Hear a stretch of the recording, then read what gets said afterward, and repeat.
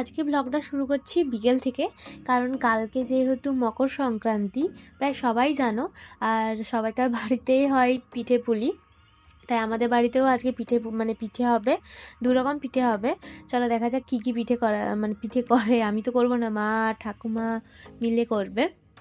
আর ছোটোবেলায় যখন ছিলাম ছোটো যখন ছিলাম তখন পিঠে হলে কি একটা আনন্দ হতো। আমি দিদি আমরা সবাই মিলে বসে যেতাম পিঠে করতে, খুব মজা আসতো।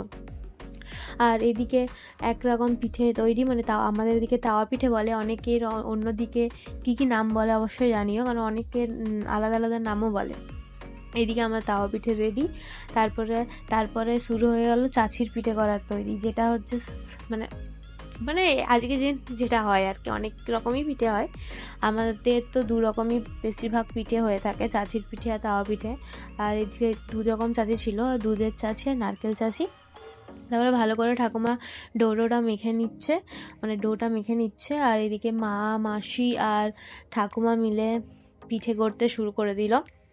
অনেক রকম গড়া হয় সিঙ্গাড়ার মতন।